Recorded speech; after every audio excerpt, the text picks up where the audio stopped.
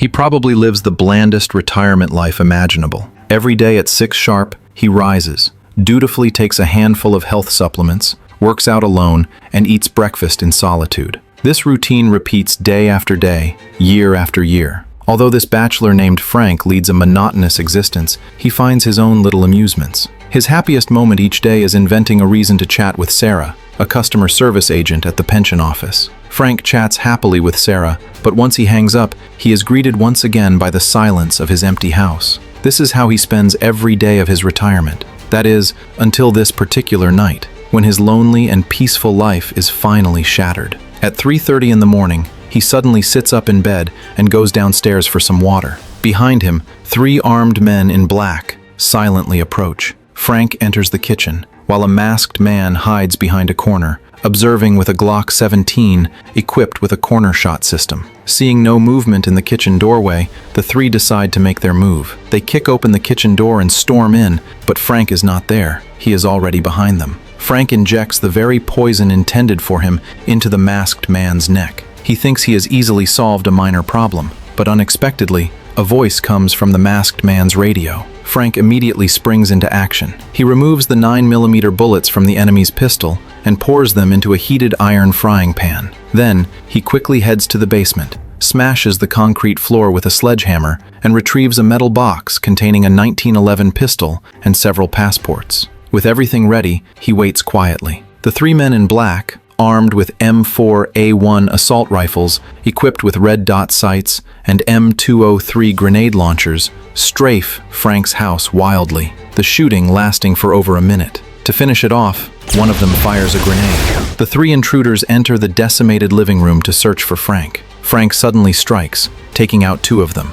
The remaining hitman, terrified, uses a PKM machine gun to fire blindly through the wall. This is a Soviet general-purpose machine gun introduced in 1969, with a firing rate of 600 to 650 rounds per minute. However, during the moment he pauses to reload, Frank appears behind him. With the enemies eliminated, it seems this destroyed house is no longer habitable. Frank's retirement life, it appears, has been forcibly brought to an end. Kansas is the 34th state of the United States, located in the central region of the mainland, known as the Sunflower State. Sarah, the customer service agent Frank chats with, lives here. Tonight, Sarah has just rejected a man who wanted to come home with her. Returning home and letting her guard down, she takes off her coat, only to find a man greeting her in her own house. Terrified, she grabs the nearest object and throws it at Frank. She realizes Frank has already packed her luggage, making her even more frightened, and she screams for help. She only stops when she hears Frank say someone is trying to kill her.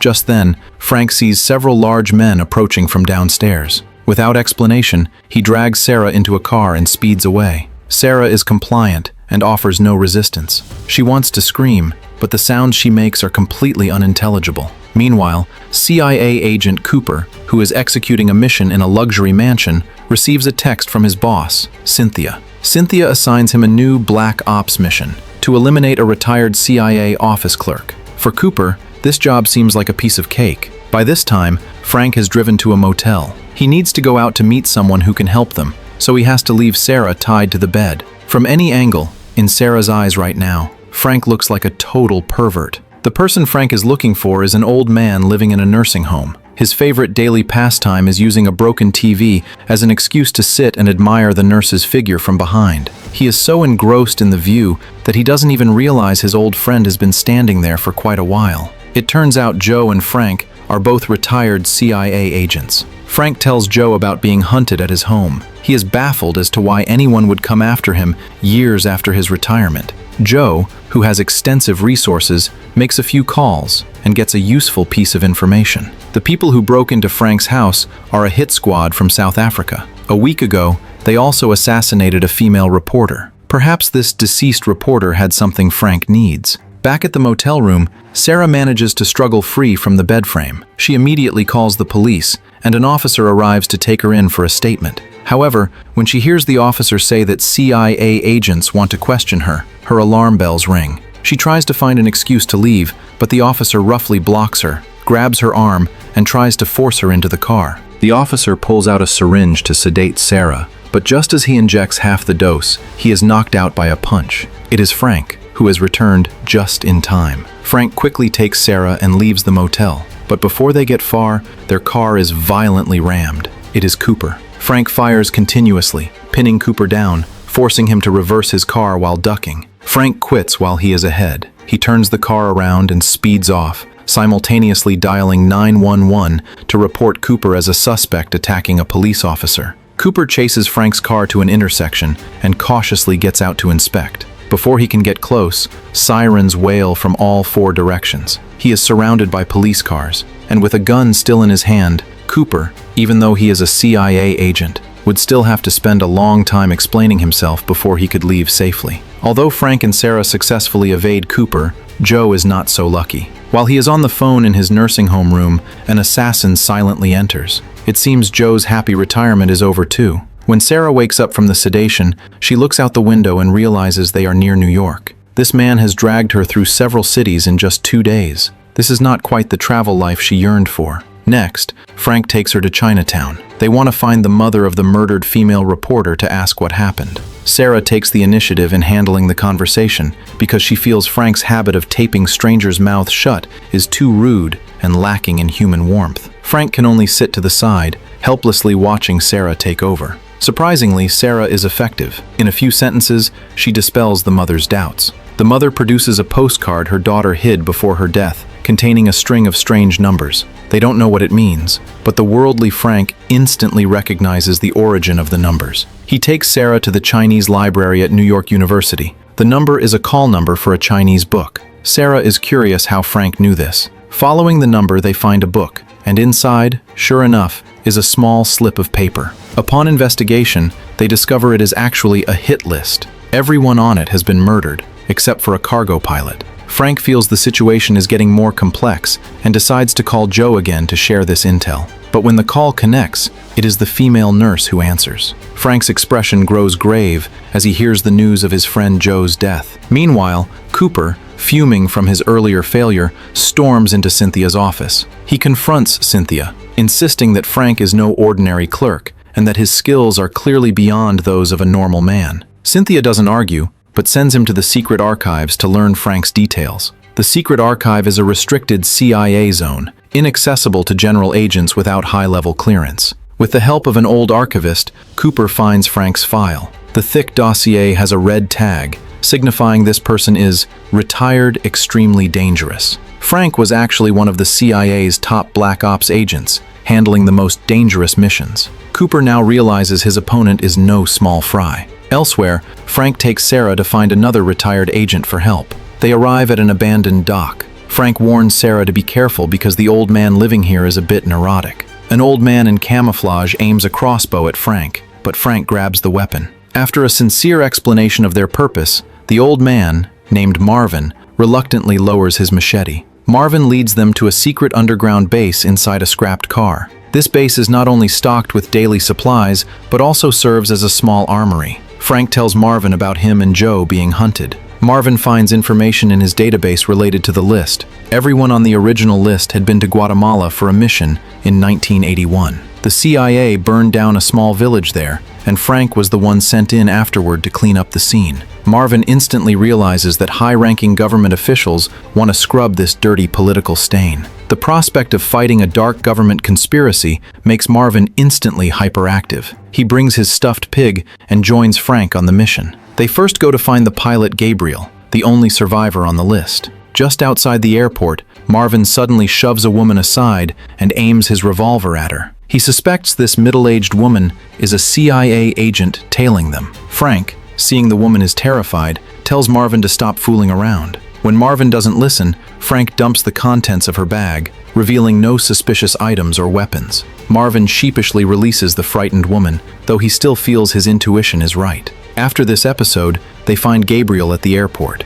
Gabriel is initially reluctant to discuss the 1981 mission, as it is classified. But upon hearing from Frank that everyone else related to the mission is dead, Gabriel, fearing for his life, reveals a crucial piece of information. During that mission, he wasn't transporting ordinary cargo, but a very important VIP. Just as he is about to name the person, Marvin notices a helicopter approaching in the distance. He realizes it has been following them, recognizing its markings. The others are skeptical, But when Gabriel goes to the window to look, he is shot dead by a sniper. The assassin in the helicopter continues to strafe the tower, while Frank and the others sneak run to the warehouse district. They don't get far before a female assassin blocks their path. It is the woman Marvin suspected earlier. Surrounded, Frank decides it is time to unleash Marvin's pig. Inside the stuffed pig is a grenade launcher. Frank tosses the weapon to Marvin, and Marvin uses the barrel of the grenade launcher to swat away an incoming grenade.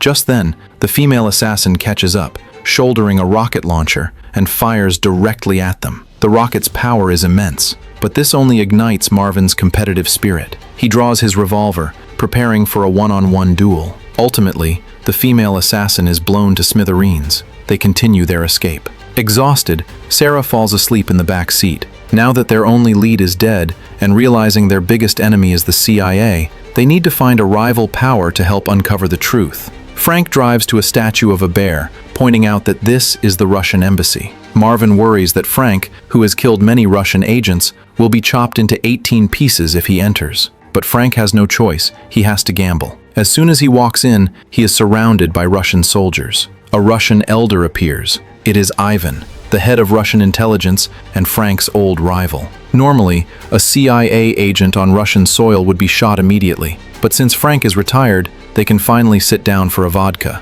Frank isn't just here to drink, he needs help. He asks Ivan for the complete blueprints of CIA headquarters and codes to crack the security system. Ivan is naturally delighted to cause trouble for his rivals, so he gladly obliges. The next day, Frank and Sarah, disguised and using fake identities provided by the Russians, enter the CIA headquarters in Langley. Because it is her first mission, Sarah is nervous and creates a mishap, dropping the contact lens Frank needs to bypass the retinal scanner. An alarm sounds, and armed soldiers aim at the elevator, only to see a suggestive scene. The soldiers awkwardly join in, searching for the lens on the floor, allowing Sarah to pass this crisis. Sarah, the former customer service rep, is starting to love this thrilling spy life. Frank takes Sarah to the basement and enters the secret archives. The old archivist is thrilled to see the legendary agent return. Frank wants the files on Guatemala, and without a word, the old man hands the files to him, also telling him that in the past few days,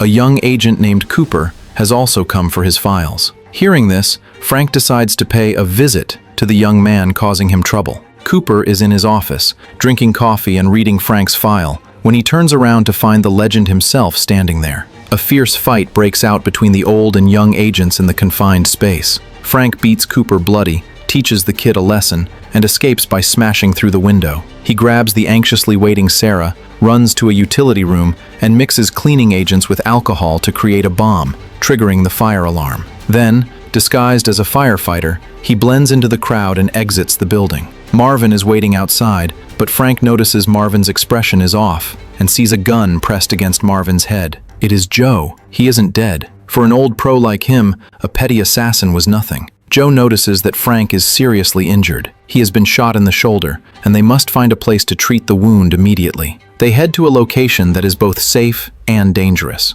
Frank enters a luxurious house and meets the owner, another of his old rivals, Victoria, a former MI6 agent. Victoria is surprised to see the uninvited Frank, assuming he is there to kill her. Seeing he is wounded and asking for help, she lowers her guard and puts away the MP5 she had ready. Victoria helps Frank remove the bullet, and now the team of retired agents grows once again. Joe discovers that the file Frank stole also contains a hit list, but compared to the reporter's list, one name is missing: a veteran arms dealer. It seems the CIA is protecting and hiding this man. It appears this man is the final key to the mystery. The team of retired agents decides to move out in full force. Joe disguises himself as an African dictator to do business with the arms dealer Dunning, while Victoria provides sniper support with Sarah in the distance. Through her scope, she sees the house is surrounded by guards. It seems the place is under heavy protection. Dunning and Joe enter a safe room to talk, leaving the bodyguards outside.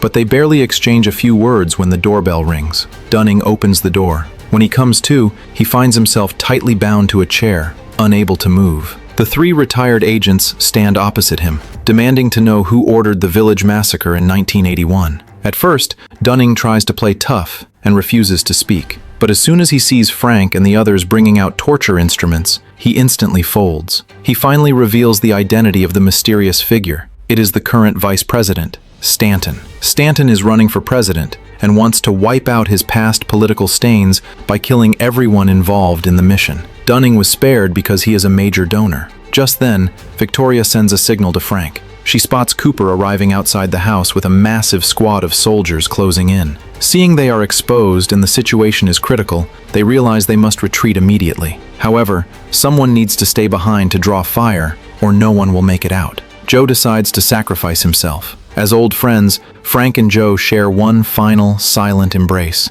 Everything is understood without a word. A figure wearing a trench coat and hat walks out the front door and is immediately shot through the heart. Cooper is stunned. He doesn't know who fired, and his intention was to take Frank alive. He rushes to the body, flips it over, and realizes it isn't Frank at all. It is Joe. Meanwhile, Frank and Marvin slip out the side door while Victoria provides covering fire, allowing them to withdraw together. Unexpectedly, during the escape, Sarah loses her footing and tumbles down a slope, rolling right to the feet of the approaching soldiers. Victoria has no choice but to retreat on her own. Just as the remaining survivors break out of the encirclement, a car pulls up right in front of them. It is Ivan, the Russian. It turns out he is here to rescue his old flame, Victoria, which completely baffles Frank. He can't believe a British agent and a Russian spy are together. They arrive at Ivan's safe house, where everyone raises a glass to mourn their fallen comrade, Joe. Now that the CIA is hunting them with full force, they must find a permanent solution to this problem. Otherwise, they will all face the same fate as Joe. Beyond this trouble, Frank is even more worried about his girlfriend, Sarah. In a CIA interrogation room, Sarah is being grilled about Frank's whereabouts. Cooper, monitoring from outside, suddenly receives a phone call. It is Frank. Cooper never imagined that Frank would be calling him from inside his own home, standing just inches away from his wife and children. Terrified, Cooper begs Frank not to hurt his family, but Frank only cares about Sarah. He wants Cooper to understand that if anything happens to her, his family won't have a happy ending either. He then warns Cooper that he is about to make a massive move. What are you gonna do, Frank? I'm gonna kill the vice president. Cooper rushes home to find his family unharmed. He checks his room and finds that Frank has indeed left something for him: the top-secret Guatemala file and the hit list. Cooper finally has the chance to understand the full truth. Assassinating a vice president is no simple task. They need firepower. Frank takes Marvin to his secret personal armory, and Marvin's eyes light up. The space is cramped, but the variety of weapons is immense. They are ready to wreak some havoc. Tonight is Vice President Stanton's fundraising gala, and the team of retired agents has already infiltrated the venue. Stanton delivers a passionate speech, brimming with confidence about his presidential run. The moment he finishes, the old spies spring into action. Ivan suddenly starts screaming about a gas leak and pulls the fire alarm. As guests scatter in panic, security rushes Stanton to the parking garage to evacuate him. However, Victoria is already waiting at the exit. Using a Browning M2 HB heavy machine gun, she effortlessly shreds Stanton's limo and the escort SUV. The firepower forces Stanton and his guards to cower in a corner. Just then, a backup presidential limo arrives to pick them up. But Ivan, having just stepped out of the elevator, presses a button and blows that car to smithereens as well. The bodyguards have no choice but to escort Stanton back into the building. Meanwhile, Cooper leads a team to the parking garage, cautiously approaching the machine gun nest, only to find no one behind the gun. Marvin had rigged it to fire automatically. Cooper realizes he has been played. Inside, Stanton reaches the kitchen area under guard, only to be ambushed by Victoria and Marvin. Victoria fires wildly while Marvin reloads for her. They effectively suppress the bodyguards. Just as they beat back the guards and prepare to retreat, a SWAT team arrives, and Victoria is shot in the abdomen. Marvin quickly throws 2 smoke grenades and drags the injured Victoria to safety. Meanwhile, the bodyguards and Stanton flee onto the street. They spot another presidential limo arriving to pick them up and jump in without thinking twice. Cooper chases after them, banging on the door and yelling for them to stop. By this point, Stanton is terrified, and there is no way he is stopping. Seeing this, Cooper simply leaps directly onto the roof of the car. Stanton and the bodyguards, assuming Cooper is a terrorist, order the driver to shake him off. They don't realize the driver is Frank. Just like that, Stanton is thoroughly kidnapped. Cooper sits dejected in the lobby when he suddenly gets a call from Frank. Things instantly take a turn. Cooper notifies Cynthia to bring Sarah to the exchange point, while he heads to the power plant alone first. Frank keeps his word. He and the vice president are waiting. Soon after, a white stretch limo pulls into the lot. Cynthia arrives with Sarah, but surprisingly, Dunning comes along with them as well. Frank and Cooper are both confused. Suddenly, Dunning shoots, hitting Stanton. It turns out Dunning is the true mastermind behind everything. Stanton was just a puppet he propped up, while he pulled the strings. The truth is finally out. Dunning orders Frank to drop his gun and tells Cooper to cuff him. Cooper hesitates for a moment but complies. Dunning is satisfied. Thinking the young man has chosen the right side, he tells Cooper to kill Frank and Sarah, promising to make him the director of the CIA. But Cooper suddenly flips. In the blink of an eye, the situation changes, and the villains are taken out. Frank looks on with a sense of pride at the young junior. The group rides in Ivan's luxury car, heading home. They think they are returning to a quiet retirement, but Ivan has found a little job for them, dealing with a small nuclear crisis in Europe. The others haven't reacted much yet, but Sarah's eyes light up. She has already fallen in love with this thrilling life.